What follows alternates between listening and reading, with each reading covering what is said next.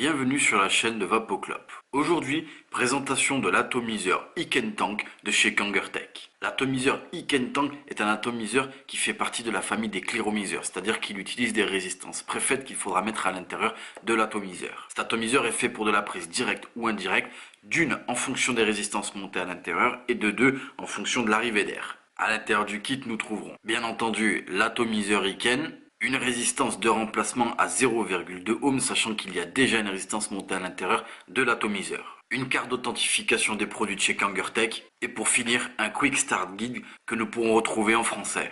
L'atomiseur Ikentank mesure une hauteur de 36 mm pour un diamètre de 24 mm et une contenance de 4 ml.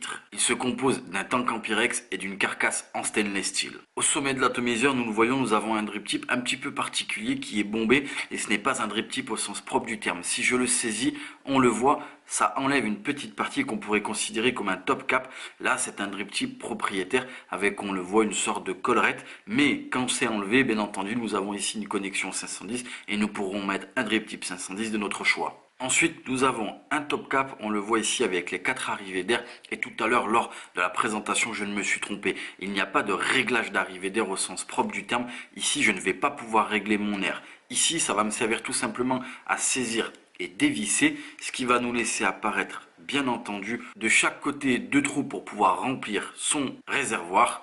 Et sur les côtés, on les voit, les 2 trous d'arrivée d'air. Comme dit, je ne pourrai pas régler mon arrivée d'air. Je me suis trompé et j'en suis désolé.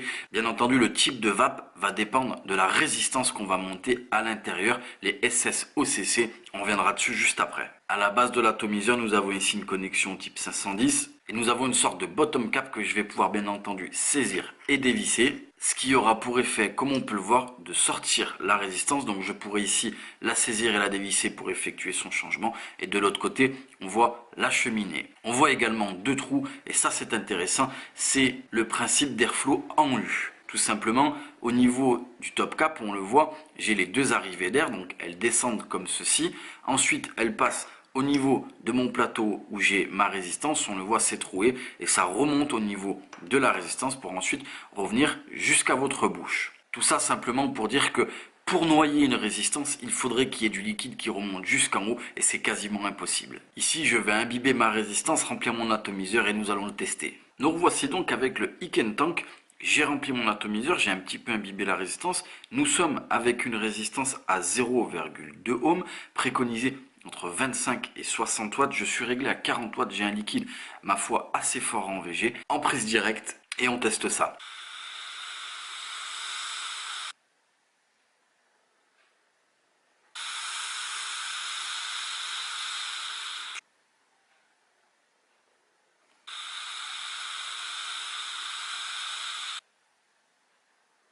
Vous l'avez vu, il fonctionne bien, grosse production de vapeur, pourtant je ne suis pas à 60 watts, je suis qu'à 40 watts et la résistance peut aller jusqu'à 60 watts. Justement, les résistances et le type de vape, parlons-en. Je l'ai dit, on peut faire de la vape directe et indirecte, ça va dépendre des résistances, mais quoi qu'il en soit, en ce qui concerne la vape directe, comme je viens de faire dans le test, on n'est pas sur une vape directe plein poumon, c'est-à-dire que dans la vape directe, il y a plusieurs types de vape directe.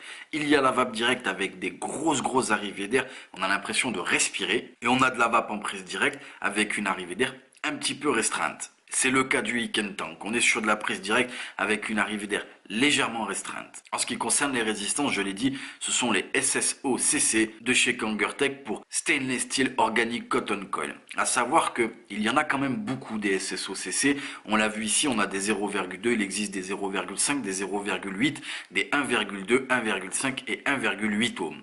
Bien entendu, la préconisation dépendra de la résistance. Je ne vais pas toutes les énumérer, ce serait trop lourd dans la vidéo. Mais quoi qu'il en soit, en fonction de la résistance, on va dire en dessous de 1 ohm, on est sur de la prise directe, mais restreinte. Et celles qui sont au-dessus de 1 ohm, on est sur de la prise indirecte. D'abord dans la bouche, ensuite dans les poumons.